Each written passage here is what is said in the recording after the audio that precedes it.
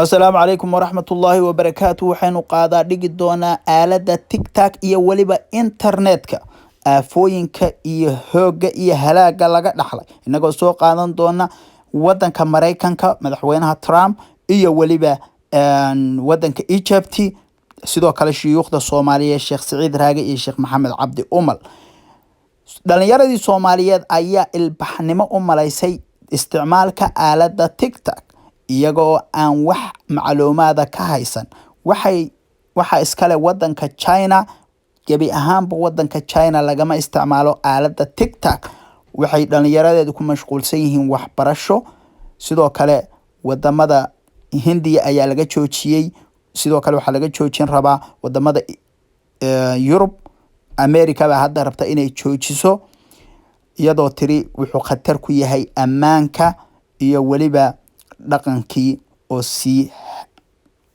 xumaanaya in wada dhageysano madaxweynaha Trump ee wadanka Mareykanka oo ka hadlaya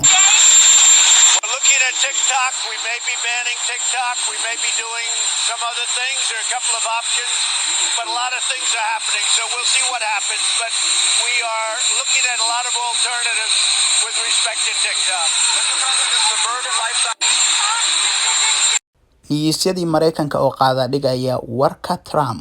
President Trump's threat to ban TikTok, the widely popular but Chinese-owned video sharing app, added fear that the link to China poses a security risk. ABC's White House correspondent Rachel Scott with what TikTok and its users are saying tonight. Tonight, TikTok is firing back after the president told reporters on Air Force One, we're banning them from the United States. wali waxaanu ku jiraa dhaqan xumada ka jirta aaladda TikTok ee wadanka Masar ayaa xabsi iyo lacag ganaax isugu daray gabdho dhalinyaro ah oo isticmaali jiray aaladda TikTok dhageysi wanaagsan. Meanwhile, an Egyptian court has decided to jail 5 women social media influencers over content that supposedly violated Egyptian model code. The 2 prominent TikTok stars and 3 others involved in managing their accounts have been given 2-year sentences. They've also been asked to pay a fine of 300,000 Egyptian pounds. That's the equivalent of about $18,000 each. The 20-year-old Hanan Hossam was arrested in the month of April after she posted a video encouraging women to build friendships with men over TikTok. In her video, Hossam also told her followers that girls could actually earn money by working with her.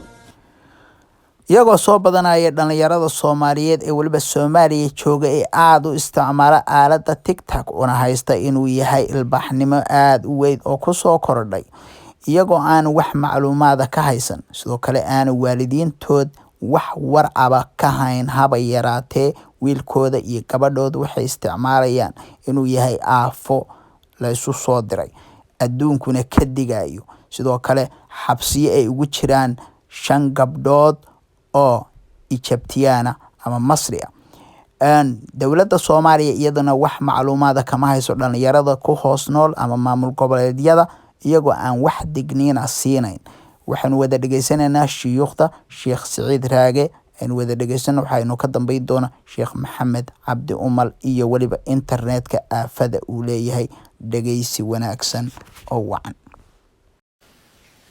dhalinyaro dib isugu noqda waxa wada buuxdaan Facebook ma sha Allah tabarakallah waxa laga buuxaa imka meel baa la soo galay meel baa albaab noo furmay kala wada TikTok sameeyay maqal TikTok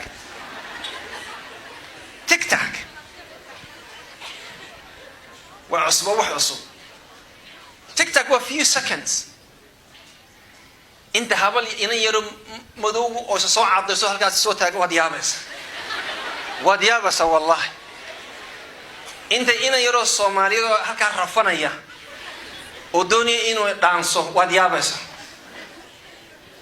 TikTok wa adduun kale Facebook iyo Snapchat iyo Twitter iyo waxa waa laga dhaafay imka waa laga baxay TikTok ba jira imka ummadba waxaan u haysanaa marka TikTok daaqad yar baynu furanay oo khayaala daaqadaasaynu adduun kale ayaynu hamina adduun kale ayaynu ku jiraa waaqiciina waynu ka horidnaa Sheekh Maxamed Cabdi Umal oo ka digaya fitnada internetka iyo dhalinyarada Soomaaliyeed oo marba aaladda cusub ee soo baxda u wareegaya.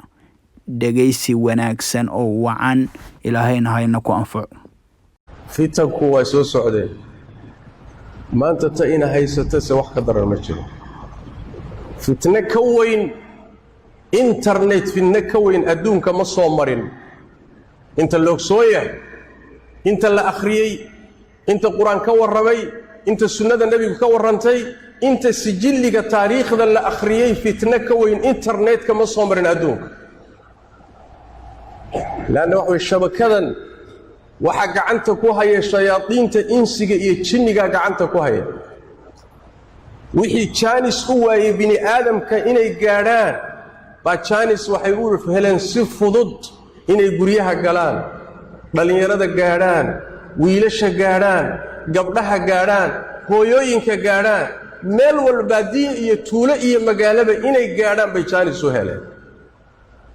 maxaa internetka dhex yaalla? baraha bulshadu ku xidhiidha maxaa dhex yaalla? social mediaha maxaa dhex yaalla? boqolkiiba 99 waa wax khayr aan ahayn.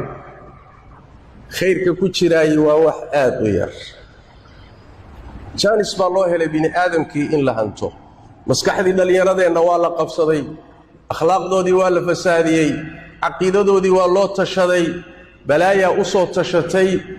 ayaguna wacyi la'aan iyo aqoon la'aan waxay moodeen khayr ilaahay u furay, nicmo soo kordhay, wanaag soo kordhay. sida baalallaydii bay ku daadanayaan, meel walbay gelayaan, magac kastoo soo kordha boqolaal iyo kumanyaal bay ugu daadanayaan. markaasaa mid bakhtiyey, mid dhintay, mid daawaca, mid aan noolayn, mid akhlaaqdii luntay. aafe iyo balaayo. aaway dhallinyaradii, aaway gabdhihii, aaway dhallinyaradii lama hayo. halkaasaa laga maamulaa. gurigaaga ayagoo kuu dhex fadhiyaa loo tashaday oo loo taliyaa. gabdhahaagiiyo kuu xijaaban baa loo taliyaa. wiilashaadiiyo guriga kuu joogaa loo taliyaa. meelo kale laga maamulaa. maxaan ka ogsoonnaa? maalinta dambe waxa weeye asagoo balaayo xambaarsan baad arkaysaa. war xaggeed ka qaadata? war magaalada lagama aqoonin, war mujtamaca muslimka lagama aqoonin. macallimiin kaluu leeyahay, macallimiin kalaa ku furan. gaar ahaan da'yarta aan gaadhin bisaylka caqliga iyo bisaylka cilmiga iyo bisaylka waayo aragnimada aan gaadhin, ee waalidiintu intay moobeellada waaweyne ismaadka u iibiyeen, ayfoonnada u iibiyeen, gacanta ka geliyeen, internetka u fureen, kadibna ay yidhaahdeen badda iska ilaali. yaa bad baad ku dhex tuurtay, markaasaa waxaad tidhi qoyaanka iska ilaali. war seebuu isu ilaalinaya adaa badda ku dhex tuuray? aafadii ugu weynayd baa maanta ina haysato. laakiin waxaa musiibo ah inaynaan fahansanayn oo inaan ku baraarugsanayn. aaway dhallinyaradii cilmiga sharciga baranaysay, aaway dhallinyaradii iskuulladii iyo jaamacadaha dhiganayay, aaway dhallinyaradii shaqaysanayay, wax soo saarayay ee dadka anfacayay. baalkaasaa ina qabsaday. aaway hooyadii guriga maamulaysay, carruurta tarbiyaynaysay, guriga ka shaqaynaysay. waa la haystaa, balaayo kala haysato, balaayaa u tashanaysaa. intii guriga wada joogtay oo gurigu ka dhaxeeyey labada odayga iyo xaaskii carruurta ahaa, meeshaa la wada fadhiya, laakiin midaba channel khaasuu ku jiraa. mid walba qolo kaluu sheeko la wadaa, jirkoodaa wada jooga, laakiin waa la kala haystaa. qoloba qolaa haysata, qoloba qolaa haysata oo warkoodiiyo sheekadoodu ku socotaa. meeshana waxa way jirkiibaa wada jooga. aafa ka weyne inama haysato. ilaahay tabaaraka wa tacaala fitanka haynaga badbaadiyo. waxaa la doonayaa da'yarta muslimku inay ku baraarugto. internet idinku ma lihidin, idinku maydan samaynin. caqiido wanaagsan looma samaynin, akhlaaq wanaagsan looma samaynin, mujtamac dhisan looma samaynin, qoys isku hagaagsan looma samaynin, dad aakhara u socda looma samaynin, dad ilaahay rumaysan iyo aakhara looma samaynin. waxaa loo sameeyey adduunkan in lagu kharimo, bini aadamkana shayaadiin loo hogaamiyo. seed uga badbaadi marka?